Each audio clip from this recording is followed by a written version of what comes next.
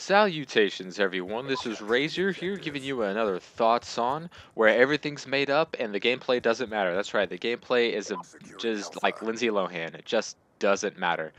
But today I got some Mirage gameplay with the M8, and I'm going to give you guys my thoughts on sellouts and selling out and how that has sort of, become part of everyone's vernacular nowadays, and what it means and my thoughts about it.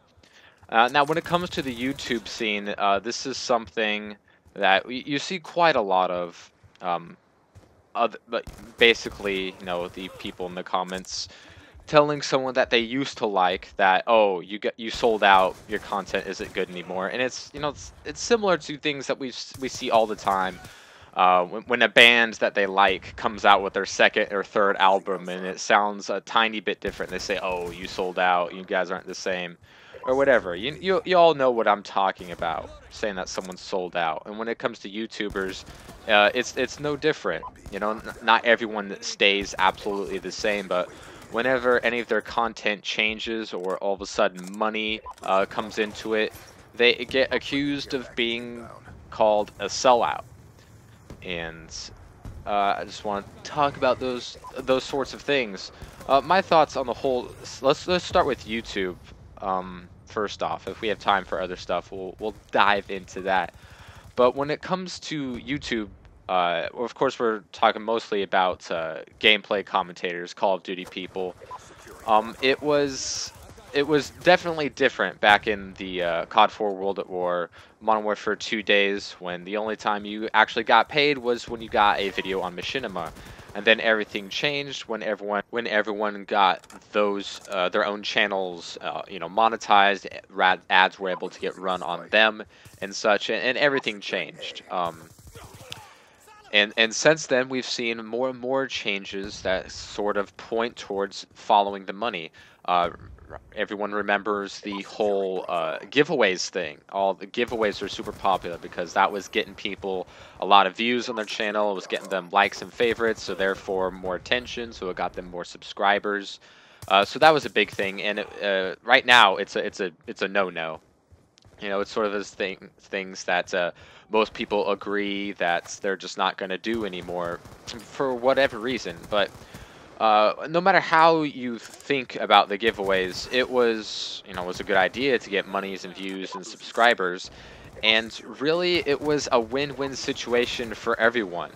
Uh, those people who ran the channels got the views and the money so that they can purchase things to give away to their subscribers.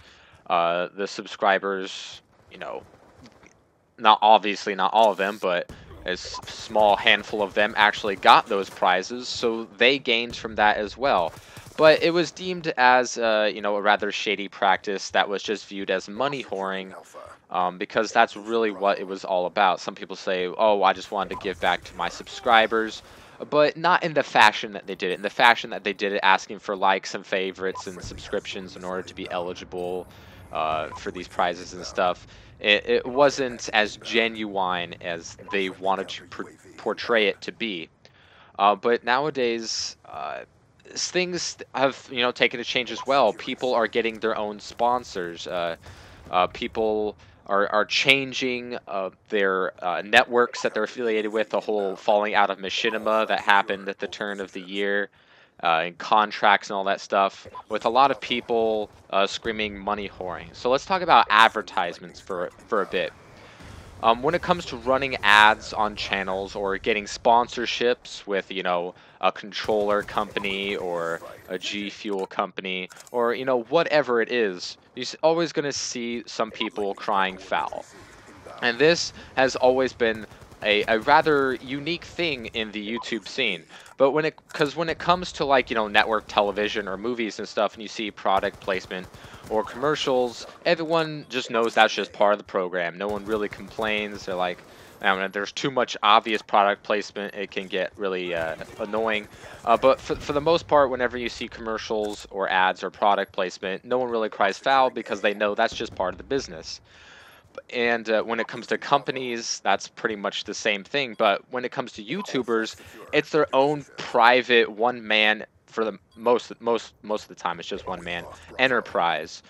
And so people kind of seem to think that this is wrong in some sort of way, getting a sponsorship with Scuff controllers or Magic controllers or uh, Gamma Gamers or any sort of like energy supplement or gaming fuel and stuff like that.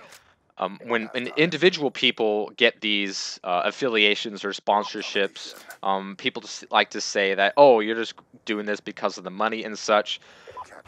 Because when you go to like other, like even still on YouTube, when you go to like actual businesses such as Rooster Teeth, when they get sponsored by Alpha Brain or audiobook.com or whatever, no one really cries foul there because it's a business, it's a group of people, um, and it's not just one single solitary person outputting the content and getting the money from the sponsorship.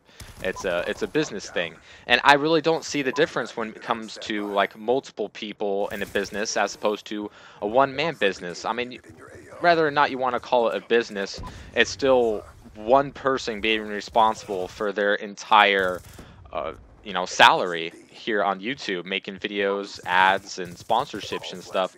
I really don't have a problem with that because, um, like the giveaways, it's a win-win situation, but it's not a shady practice at all, and it has everyone's best interest at heart. I mean, everyone benefits in that relationship. The person running the channel gets paid by whoever is sponsoring them, right? Whoever is sponsoring them gets their product out to more people. Usually, it's something that it's their target audience is whoever subscribed to the person that they're paying. Be that video game related stuff or what have you. So they get their product out there, so it'll get them more exposure, and they'll sell more of their products because people are going to see it, people are going to be interested, people are going to like it, and people are going to buy, and then become returning customers. And the subscribers benefit from it because they find something new that they didn't know about that they like now.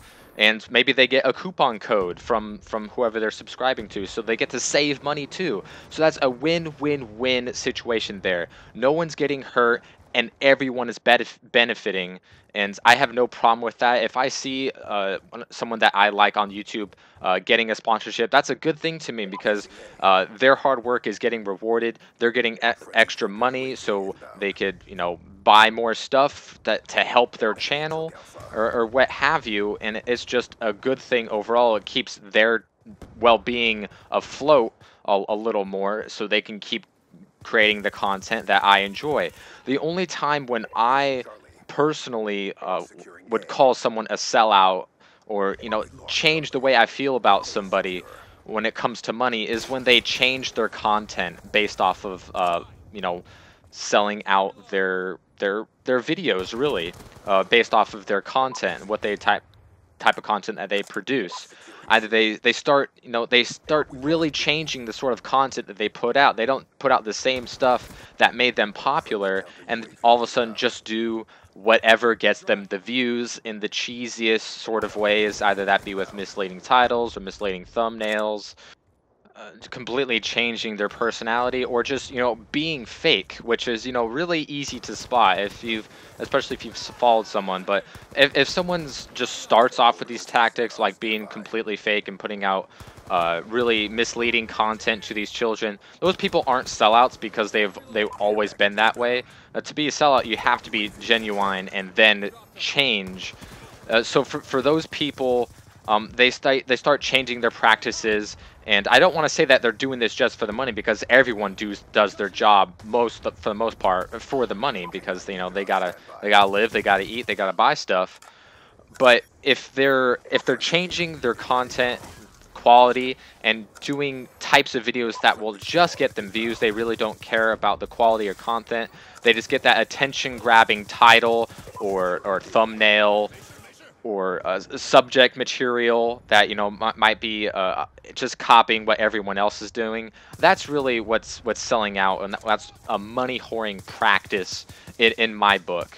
Everyone has their own different opinions. Yes, people's content and their channels can change, But it's really obvious to the people that follow them and can realize if they're being fake, if they're doing stuff just for the money, and if they're really doing all these view whoring practices. It's pretty obvious to us people out there. So be sure to leave your thoughts on this subject below in the comment section. You can rate or do whatever you want, but I really appreciate a comment. I'd like to hear what you guys think about this. And that's my thoughts on, guys. I will see you next time.